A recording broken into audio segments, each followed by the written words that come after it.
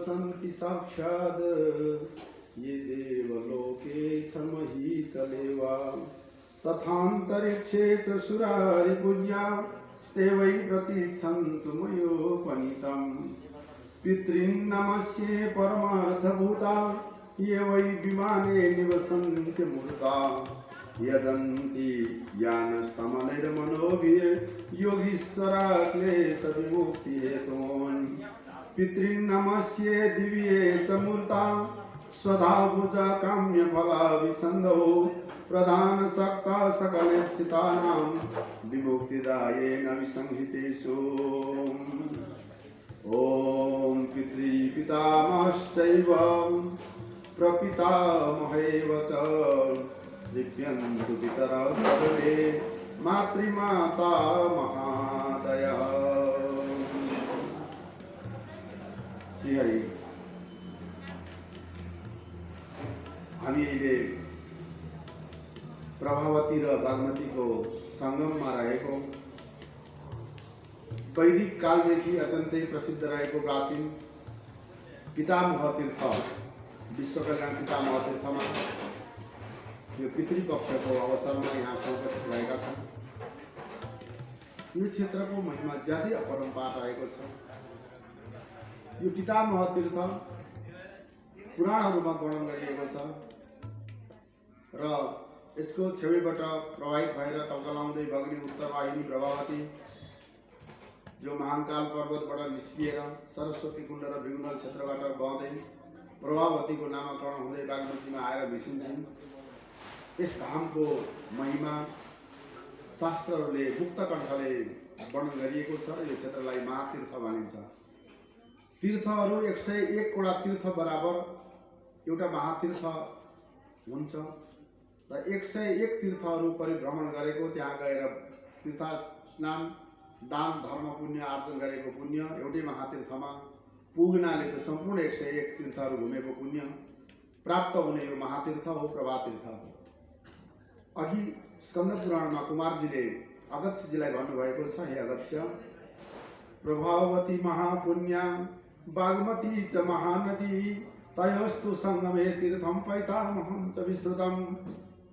यो पितामह तीर्थ भनेर अघि भनिएको छ बागमती र प्रभावतीको संगम क्षेत्रलाई। यो क्षेत्र पितामह तीर्थ हो।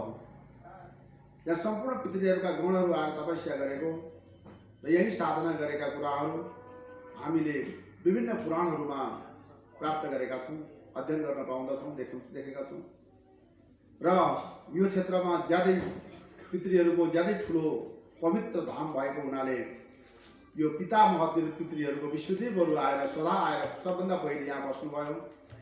पितृहरूका अग्निसत्ता आदि गरिएका सोमपाहरू, आज्यपाहरू, अर्यमाहरू, अग्निसत्ताहरू, वरिषदहरू जति पनि पितृहरू छन् ती यहाँ आउनुभयो। अहिले हामीले 7 वटा पितृका गणहरू हामीले पूजा गरिरहेको भए तापनि जम्मा पितृहरूका गणहरू 31 वटा गण हुन्छन्। 31 गणमा हजारौं हजार पितृहरू छन्। ती 31 गणका पितृहरू सबै आएर बस्ने क्षेत्र भनेको यो क्षेत्र हो। यहाँ प्राचीन कालमा वैदिक कालमा पितृहरू यहाँ क्रमबद्ध रूपबाट आउनुहुन्थ्यो र पितृपक्षमा सबभन्दा पहिले धरतीमा ओर्लिँदाखेरि धरतीमा पादार्पण गर्ने स्थान भनेको उहाँहरूको यही क्षेत्र थियो।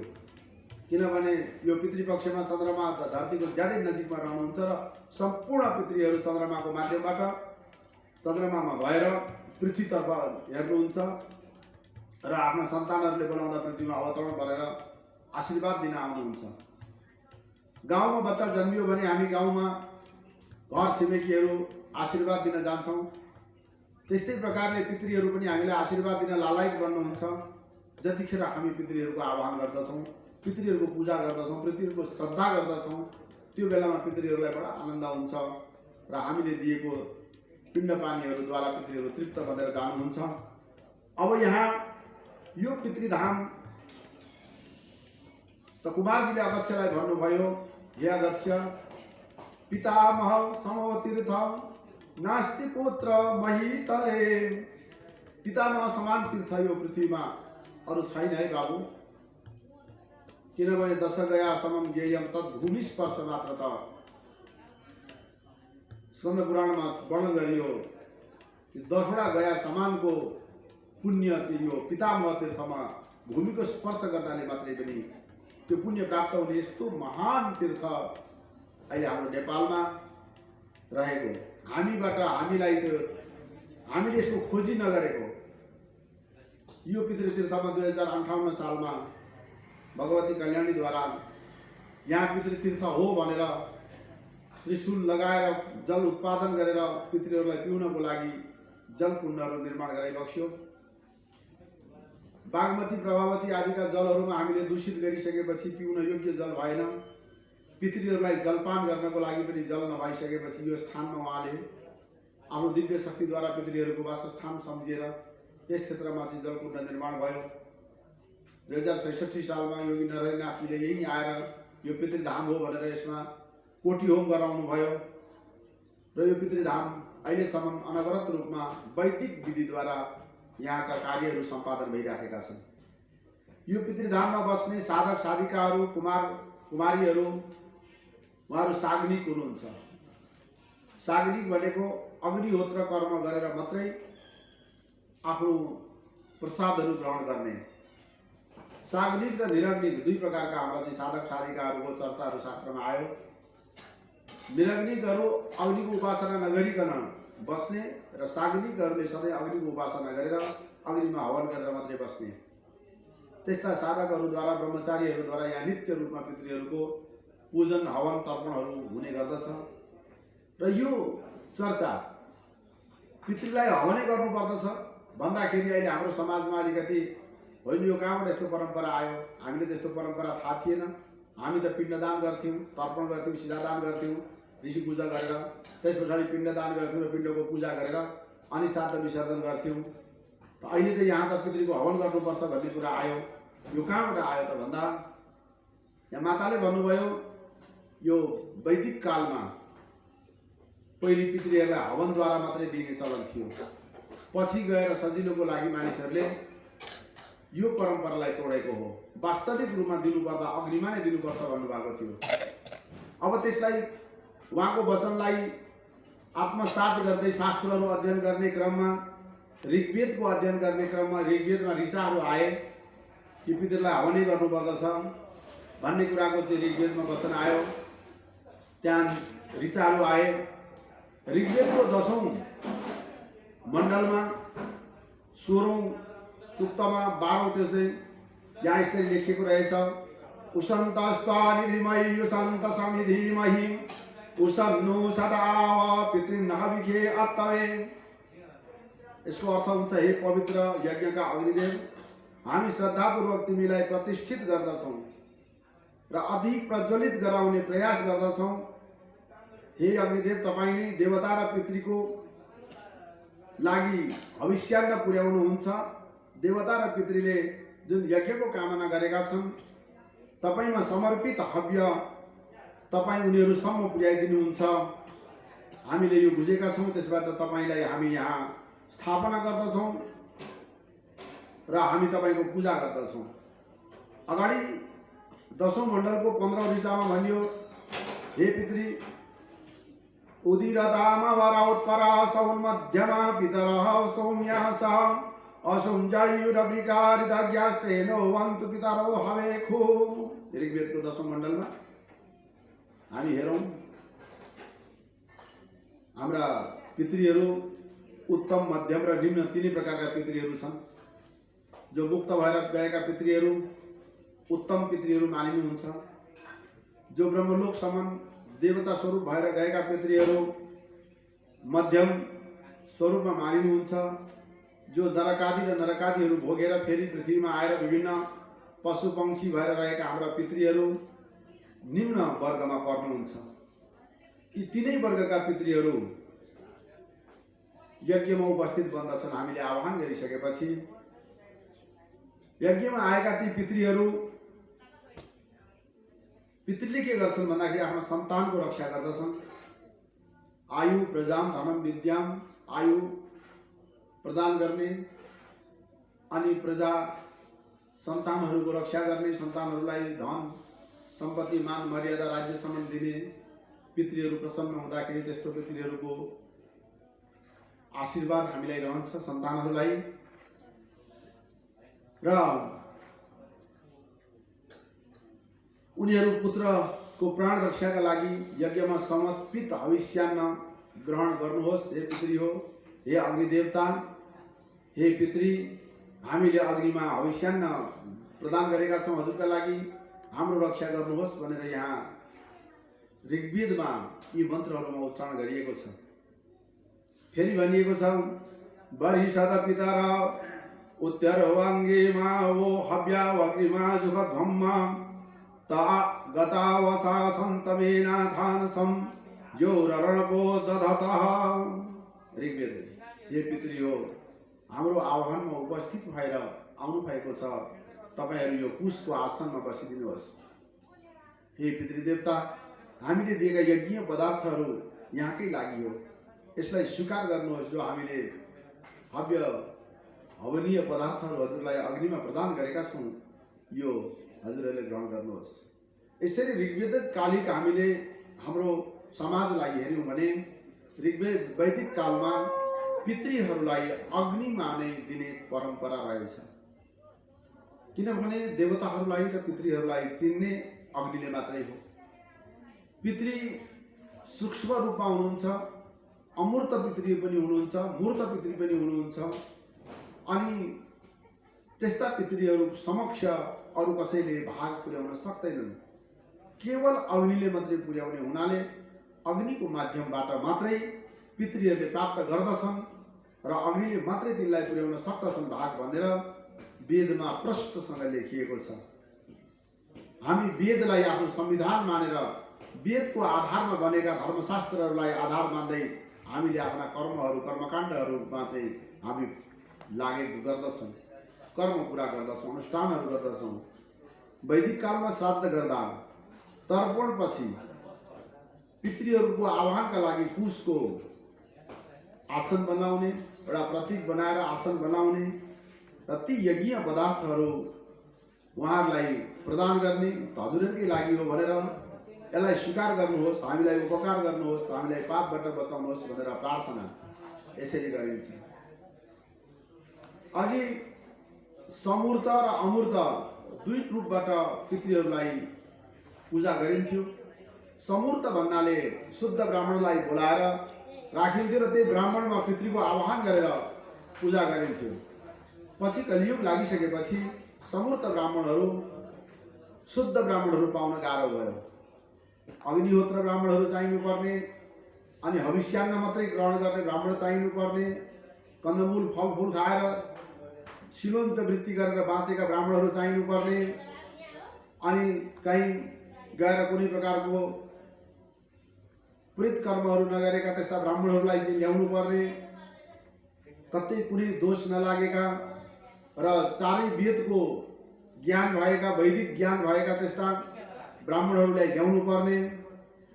यस्ता ब्राह्मणहरू सबै प्रकारको नियममा बसेका ब्राह्मणहरू पाउन कलियुगमा गाह्रो पर्ने हुनाले अमूर्त ब्राह्मण बनाएर पूजा गर्ने परम्परा आयो, अर्थात् कुशको ब्राह्मण बनाएर राखिदिने र त्यही कुशको ब्राह्मणमा अब आफ्ना परम्परा अनुसार दैवतहरू अष्टदैवत द्वादश दैवत आदिको पूजा गर्दै एक दैवतदेखि अनेकौं दैवतहरू बनाउँदै मान्दै पितृहरूको पूजा गरेर सिद्धान्न दान गर्ने अनि पिण्ड दिने परम्परा कलियुगमा प्रारम्भ भयो।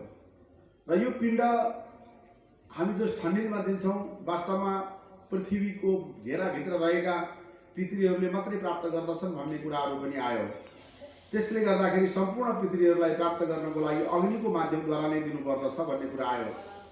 गरुड पुराणमा पनि यो चर्चा आयो कि अग्निमा होम गरेर दिएको पितृले तर्पण पिण्डले मात्रै पितृहरू तृप्ति हुन्छन् भन्ने कुराहरू आएको छ। यहाँ गरुड पुराणको एउटा श्लोक यहाँ म निवेदन गर्न चाहन्छु। तेस्मिन् समस्तां मम पुष्पगन्धा धूपाम्बु भोज्यादि निवेदनेन तथाग्निहोमेन च यान्ति तृप्तिं सदा पितृभ्यः प्रणतोऽस्मि तेभ्यः। अर्थात ती सम्पूर्ण पितृहरू, सम्पूर्ण पितृ भनेका 31 गण पितृहरू, यो ब्रह्माण्डलाई शासन गर्ने ती पितृहरू हुन्। सम्पूर्ण देवताहरूमाथि पनि उहाँहरूको शासन हुन्छ।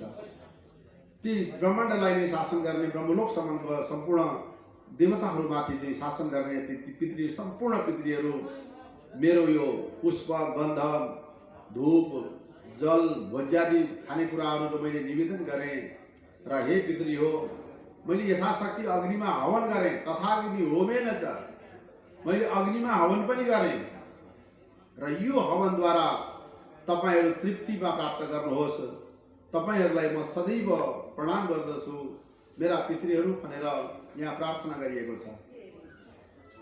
त यसरी पौराणिक कालमा पनि पितृहरूलाई यज्ञद्वारा नै, हवनद्वारा नै पितृहरूलाई पिण्ड दिने, त्यही पिण्डको वस्तु तिलको दाना दाना पिण्ड हो, पायसको पिण्ड यी आदि बनाएर पितृहरूलाई हवन गर्ने परम्परा थियो। र त्यो परम्परा लोप भएर कलियुगमा स्थानीयमाथि पिण्डदान गर्ने चलन आयो। अहिले पनि पार्वण श्राद्धमा हामी दुनामा पानी राखेर गुरुजी भनिदिनुहुन्छ त्यहाँ पितृलाई हवन गर, पानीमाथि हवन गर्छौँ। पानीमा हवन हुन्छ, हुन त जलमा पनि अग्नि हुन्छ। त्यो देख्न सक्नु पर्यो नि। त्यो जलमा घिउमा चामललाई अलिकति घिउले मोलेर अग्नय कव्यवाहनाय स्वाहा सोमाय पितृमते स्वाहा भनेर त्यहाँ हवन गर्ने परम्परा छ। तर त्यो एउटा औपचारिकता मात्रै भयो। त्यसबाट पितृहरूले पूर्ण रूपमा प्राप्त गर्छन् गर्दैनन् आफ्नो ठाउँमा छ, हाम्रो भाव र श्रद्धा मात्रै भयो। तर वास्तविक रूपमा पितृहरूले अग्निबाट मात्रै प्राप्त गर्छन् भन्ने कुराहरू यसमा आएको छ। अथर्ववेदको 18औं काण्डमा प्रष्ट कीटान गरिदिएको छ कि द्युमन्तस्ते धीमहि द्युमन्त समिधिमहि उषन्नो सदाव पितृम हविखे अतवे। हे पवित्र यज्ञाग्नि, यज्ञका अग्नि, हामी तिमीलाई आह्वान गर्दछौँ र प्रतिष्ठित बनाउँदछौँ। यज्ञको कामना गर्ने पितृहरूलाई समर्पण गरेको यो हविष्यान्न हामीले तपाईमा अर्पण गरेका छौँ। यो हविष्यान्न तपाईं उनीहरू समक्ष पुर्याइदिनुहोस्। अभूत इत प्रहितो जात वेदा सायं यन्न उपवन्द्यो नवीन्द्रिभिः प्रादा पितृभ्य सदया ते अक्षन्नति त्वं देव प्रयता हविखी। अथर्ववेदको 18 काण्ड 4औं सूक्त क्षेत्रमा 65औं ऋचामा यसरी वर्णन गरिएको छ। हामीले अग्नि देवतालाई पितृहरू निकट पठाएका छौँ। हे पितृ हो, हजुरहरूलाई भनेर हजुरहरूको भोजन, हजुरहरूलाई दिएको हामीले चाहिँ जुन खाने वस्तु हो त्यो हामीले हविष्यान्न अग्नि मार्फत हजुरसँग पठाएका छौँ। अग्निलाई, देवतालाई हामीले अर्पण गरेका छौँ। त्यसैले हे पितृ, हजुरहरूले अग्निदेवबाट त्यो आफूलाई दिएको प्राप्त भएको भोजन ग्रहण गरिदिनु होला, लिएर ग्रहण गरिदिनु होला। हामीलाई हजुरहरूको आशीर्वाद चाहिन्छ। हे अग्निदेव, हामी हजुरलाई पनि प्रणाम गर्दछौँ। हामीले तपाईमा समर्पित गरेको हविष्य, यो जुन वस्तु छ यो पितृहरूसँग पुर्याइदिनुहोस्। श्रद्धापूर्वक प्रदान गरिएका यी आहुतिहरू हाम्रा पितृले ग्रहण गरून्। तिम्रा लागि दिइएको हविष्यान्न तिमी ग्रहण गर, पितृका लागि दिइएको हविष्यान्न पितृहरूले प्राप्त गरून् भनेर अथर्ववेदमा प्रष्टसँग भनिएको छ। त्यसैले त्यही परम्परालाई अक्षुण्ण राख्दै यो पितामह तीर्थमा कुमार कुमारीहरूद्वारा वैदिक विधिद्वारा नित्य पितृहरूको अर्चन, नित्य पितृहरूको पूजन, तर्पण, ऋषि पूजन र हविष्यान्नद्वारा अखण्ड अग्निमा यहाँ अखण्ड धुनी पनि रहेको छ। अखण्ड पितृ यज्ञ चलिरहेको छ। अखण्ड पितृ यज्ञ यहाँ हुन्छ र हामीले पितृहरूको उपासना गर्दाखेरि हाम्रा पितृहरू 7 परिवारका पितृहरूलाई हामीले दिनुपर्नेमा कुल परिवारको कुल पितृ भनिन्छ। कुल पितृ भनेको पहिले कुल बुझ्नु पर्दछ। हामीले पिता माता च पत्नी च द्वित्री भगिनी तथा पितृ मातृ शशाश्चैव सप्तैते कुलमुच्यते। बुवाको परिवार, आमाको परिवार, पत्नीको परिवार, दिदी बहिनीको परिवार, छोरीहरूको परिवार, फुपूहरूको परिवार र सानी आमा ठुली आमाहरूको परिवार, यो 7 वटा परिवार मिलेर एउटा कुल बन्दछ। र कुलका पितृहरूले आशा गरेका हुन्छन् बुवाको परिवारमा 7 पुस्ताका पितृहरूले, 7 पिढीसम्मका पितृहरूले, आमाको परिवारका 5 पिढीका पितृहरूले, अनि पत्नीका, दिदीबहिनीका, छोरीका, फुपू फुबाजुका, सानीमा ठुली आमाका 3 पुस्ताका पितृहरू र गुरु अनि मित्र, आफन्त साथीभाइहरू, शिष्यहरू, आफ्ना दाजुभाइहरू, यी सबैले आशा गरेका हुन्छन्। हामी यी सबैलाई श्राद्ध गरिराखेका हुँदैनौँ। हामीले मातापिताको मात्रै श्राद्ध अथवा कसैले हामीले हजुरबा हजुरआमाको श्राद्ध गर्ने गरेका हुन्छौँ। कसैले मातामहको श्राद्ध पनि गर्नुहुन्छ र त्यही पिताको श्राद्धमा अरूलाई तर्पण दिने काम त गरिन्छ, तर उहाँहरूलाई सबैलाई हविष्यान्न दिइँदैन, पिण्ड दिइँदैन, सिद्धान्न दिइँदैन। ती कारणहरूले गर्दाखेरि हामीलाई पितृदोषहरू लागिराखेको हुन्छ। जतिसुकै हामीले पितृको भक्त गरेर पूजा गरेको भए तापनि हाम्रा त्रुटिहरू भएका हुन्छन्। तर ती त्रुटिहरूले गर्दाखेरि ती 31 गण पितृहरू हामीदेखि असन्तुष्ट बन्नुहुन्छ। 31 प्रकारका गणहरू, पितृका गणहरू छन्। ती गणहरू चाहिँ उहाँहरू व्याप्त, यो ब्रह्माण्डमा व्याप्त भएर बस्नु भएको छ। उहाँहरूले ब्रह्माण्डलाई ढाक्नु भएको छ र त्यसैले उहाँहरू हामीदेखि असन्तुष्ट बन्नुहुन्छ। र हामीले सबैलाई सन्तुष्ट बनाउनको लागि केवल हवनद्वारा मात्रै सम्पूर्णलाई हामी आह्वान गरेर ज्ञात अज्ञात सम्पूर्ण पितृहरूलाई हामीले हवनद्वारा चाहिँ तृप्त गराउँदछौँ। र तृप्ति भइसकेपछि मात्रै हामी पितृ ऋणबाट उर्नु हुन्छौँ र हामीलाई पितृदोषबाट हामी पनि मुक्त हुन्छौँ। त्यसैले जीवनमा त्रिपिण्डी श्राद्धका कुराहरू एकपल्ट अवश्य गर्नुपर्छ। देव योनिमा रहेका पितृहरू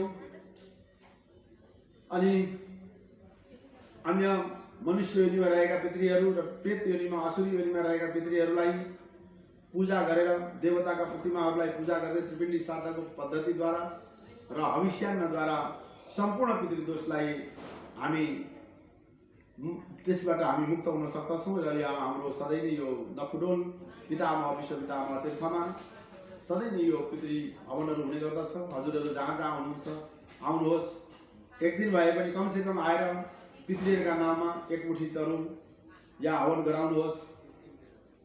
तपाईँ पितृदोषबाट मुक्त बन्नुहोस्, तपाईँको घरमा सुख शान्ति समृद्धि लहराओस्, हामी यही कामना गर्दछौँ। सर्वे भवन्तु सुखिनः, सर्वे सन्तु निरामया, सर्वे भद्राणि पश्यन्तु मा कश्चित् दुःखभाग् भवेत्। ओम अग्निस्वत्ता परिखद आज्यपा सोमवास्तथा व्रजन्तु तृप्तिं श्राद्धेस्मिन् पितरस्तर पितामया। अग्निस्वत्ता पितृगणा राशिं रक्षन्तु मे दिशं तथा परिषद पान्तु यं यं मे पितरस्थिता। प्रतीचिमज्यवस्तद्वत् उदीचिमपि सोमवा रक्षो भूतपिशाचेभ्यः तस्थैवासुरदोषतः सर्वतः पितरो रक्षां कुर्वन्तु मम नित्यशः। सबै पितृहरूले आएर मेरो रक्षा गरून् भन्ने भावका साथमा पितृहरूप्रतिको जुन श्रद्धा हो, भक्ति हो, समर्पण हो, सबैमा यो जागृत बनोस् र यहाँहरू पितृदोषबाट मुक्त बनेर जानुहोस् र पितृधाममा अवश्य पाल्नुहोस्। एकपल्ट जीवनमा यहाँ आएर आफ्ना पितृहरूको उद्धारका लागि चरुद्वारा तपाईँ पितृहरूलाई चाहिँ आह्वान गर्नुहोस्, पूजन गर्नुहोस् र पितृदोषबाट मुक्त हुनुहोस् भन्ने कामना गर्दछु। स्वस्ति, सबैको कल्याण होस्, जय होस्, मङ्गल होस्, राष्ट्रमा शान्ति होस्, हवस्। जय श्री राधे।